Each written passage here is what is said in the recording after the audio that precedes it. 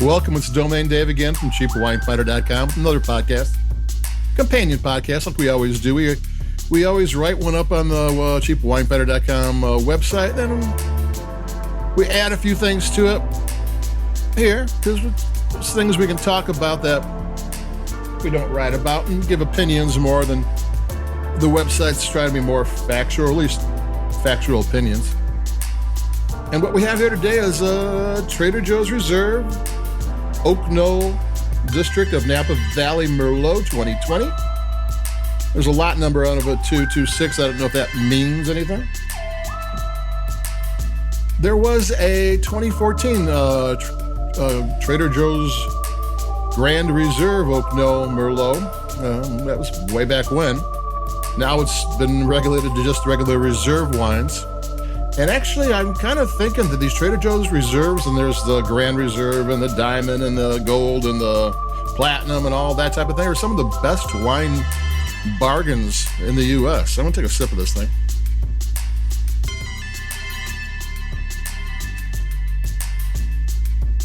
I always try to figure out who made it, because these are Trader Joe's versions, or their version of negotiant wine.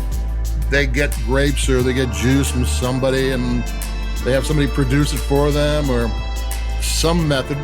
You know, Trader Joe's doesn't make wine, but somebody's making it for them. And then they try to hide who made it, and then they sell it under their own label, the Trader Joe's Reserve, where there's different stratus of it, all the way up to the Platinum, or is it the Diamond Reserve? I forget which one is which. Goes to the top. And lately they've been killing it.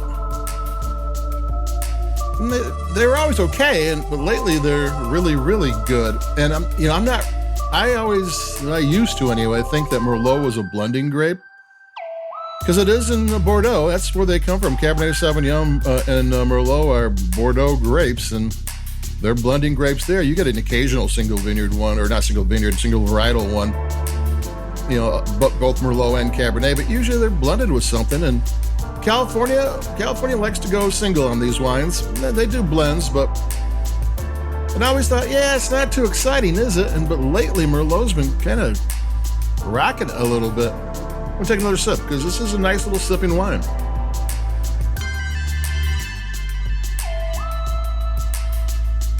I never know, there's Trader Joe's, there's a sign in my Trader Joe's and it tells you like the stratus, like the Reserve is supposed to be a $15 wine, and the Grand Reserve is maybe a $20 wine. And when I pulled the cork on this, it was a real cork. And we do at least 100 CheapWineFinder.com, we write up like 150 different wines a year. So I'm pulling corks all the time, or twist and screw caps.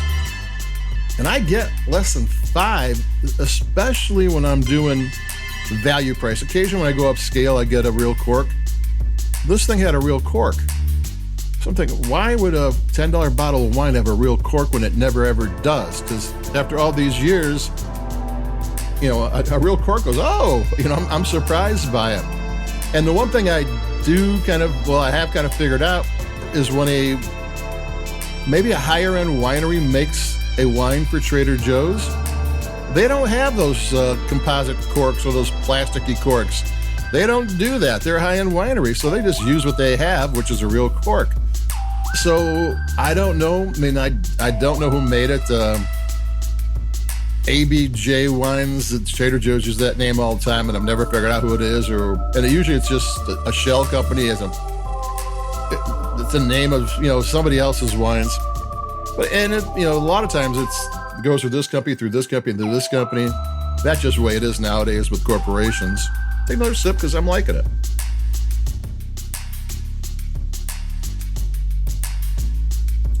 So is this like an expensive Merlot that from Oak Knoll? It's kind of a fancy area, or is this just a $15 Merlot? Not just selling for $10.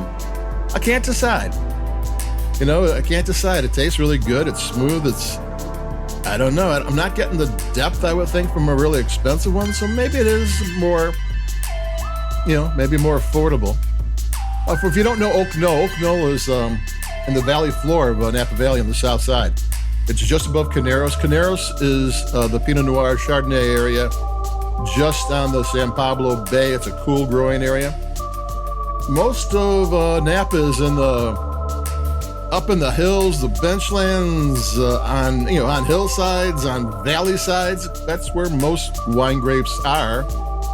And this is Valley Floor, but the difference is it's cool there because it is closer to the San Pablo Bay. It has a really, really long growing season. It's a good 10 degrees cooler on average than the rest of Napa. So you can have Pinot Noir there, you can have Chardonnay, or you can have Cabernet Sauvignon and Merlot. And all of them have a very long growing season. So what they don't get by being on a hillside in the upper valley, they get from having a really extended growing season, and they have the fog off the bay and all those good things. So Oak Knoll is a little bit different from the rest of Napa, but in a good way. So there we have it. That was another one of the sips. So yeah, this is a good one. There have been few wines. I think wines are just starting to break loose and getting new coming into Trader Joe's and other wine shops again too. Everybody's having problems getting wines on the shelves. And I saw an Edna Valley Pinot Noir coming in. Edna Valley is a very small area in the near the San Luis Obispo, and it's just a very, very tiny area for Pinot Noir. And I think they're doing a Trader Joe's Reserve wine from there, so you'll be seeing that here in the coming weeks. So that's it for me. I think these Trader Joe's Reserve wines are huge bargains. So, like us, we like your podcasts. Thank you for listening. Keep it cheap. Stay dry.